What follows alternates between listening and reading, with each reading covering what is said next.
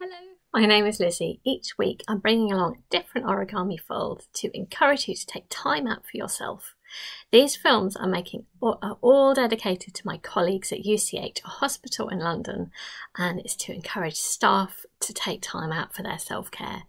Also patients, of course, and really these films are for anyone who'd like to support and encourage and to give you some lovely time. Most of all, I think origami is lovely because it brings complete focus. It allows you to be in touch with your playful side, to get a little bit creative, and also just to spend time together. I think of origami as time spent with another person, so I hope that these films are a chance to sort of give you a little bit of company at the same time, and maybe it'll make you smile. Maybe you can make something to give to someone else. This week I'm bringing something which just made me smile so much. Clearly you would think of it primarily for children, but I have to say I love it as well. It's made me really smile, making little tiny finger puppets, and it's a traditional fold and it's up to you how you decorate it. It actually feels incredibly lovely on your finger as well. It's like it just gives your finger a little hug. So it's quite fun and tactile. It's a traditional fold, and for me, I've learnt it from this book, which I really love, called Densho Origami. It's a book from Japan. Beautiful, beautiful diagrams. I normally find diagrams quite hard, but this is beautiful. And most of all, though, I love that this book comes with very kind sentiments. So it encourages people to, again, show their care for others, maybe make something for a loved one, for family, somebody maybe who's unwell, make some origami to show that you care. And it represents, as they say as well, time with maybe across generations as well, time together.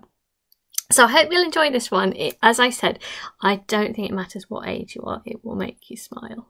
So grab yourself some paper and I will show you how to make this. The good thing is you only need a tiny little bit of paper for this. I'm going to grab a board to press on, and I've got a piece of paper here, and I'm going to show you first of all how to make a square.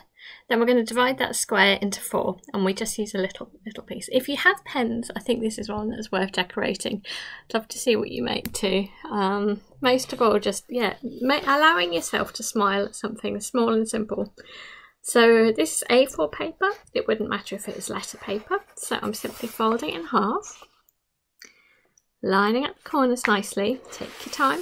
Good strong fold. It's the folds that give it strength and allow everything to work well. Let's out a bit of tension as well. Opening it up, a little tiny nick there, and that means then you can tear that off with your hand nice and close to the edge.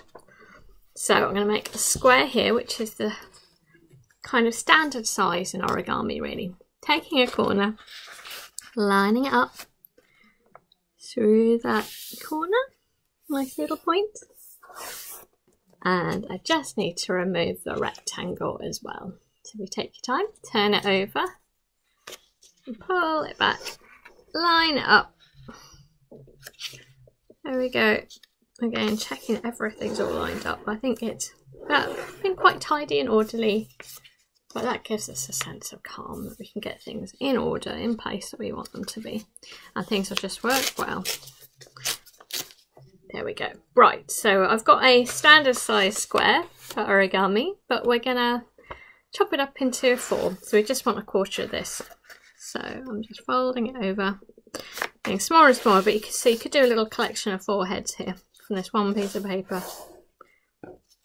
I will just show you with one. Again, I've folded it in half. Bring it up. Okay.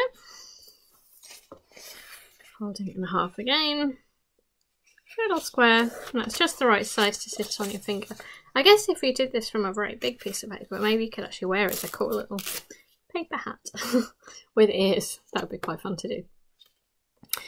So our first move is we're going to do a diagonal fold. So we're going to take one corner over to the other. So again, just take your time. When you take your time, it's more relaxing as well. So opening it up, and then I'm going to do the other diagonal line as well. There we go. So we've done both diagonal lines. So I'm actually going to close it up to make that triangle. And we're going to take one corner and bring it up to the top, like so. There we go. And take your time, squashing it down there, taking this side and bringing it up vertically. There we go. So I am actually going to turn it now the other way up so that these flaps are pointing down. At the moment it looks a bit like maybe long floppy ears, but we're going to get these ears to stick up. So one side I'm going to bring up from the corner there, and I'm going to bring it upwards to stick out. I guess at that sort of an angle. It will vary, and in a way it's not quite a right or wrong because we'll just produce different angles of ears. So I've taken it from that corner, brought it up around there. The other side obviously should match to whatever it is that you've done. So I'm taking this corner, bringing it up like so. There we go. Lovely. Hopefully it's looking like this. It's already looking a bit animal face-like, isn't it? I'm going to take the bottom corner and lifting that up. So there's that bottom layer, lifting it up and bringing it all the way up to the top so it sort of matches. There we go. Lovely. Now I want you to take your piece so far, turn it to the back, and it all looks kind of smooth over here. And we're going to just narrow it up a little bit. So we're going to take one side like this. It's quite a few layers actually, and we're just narrowing it up. So I'm just folding it in there like so. So I took that side and I folded it in. Again, your task is to try to get the other side to look similar. And I might need to see what I'm doing a bit more. Mostly trying to do it to the camera. That's it. So it's looking roughly like this. That's it. We're almost there. So our next step is to take the bottom layer and again lifting it all the way up to the top like so. And this is going to be the back of the head. So I want you to take this top bit. We just want to flatten off the top of the head. And we're going to take this and fold it forward there.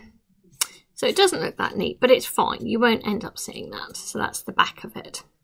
So it was like this. And I took that top, all of the layers, it's quite a few layers, and I folded it there. So what you should have when you turn it round is a nice little neat head, and you can put your finger in and it just grips on nicely.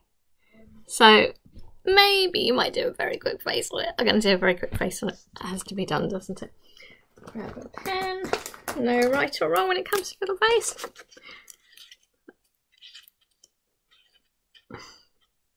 There we go. I think that's mine. Anyway, I found particularly somehow through a little lens, it's quite fun to be able to wave this into a camera as well. Hello. Yes, there we go. So maybe it could be Yoda. I mean, it could be a very nice face. It could be very beautifully drawn. Yeah. So I hope that was fun. Get creative and make a nice little finger puppet, and maybe it will make you smile as well. I think it'll make someone else smile too. Look after yourselves. I hope that's been a nice fold for you, and I will be back again next week. Each Wednesday I'm also doing the folds live, so if you tune in to the YouTube channel at 2 o'clock, then you will see me appear live, and it's a lovely group. So hope to see you soon. Bye bye.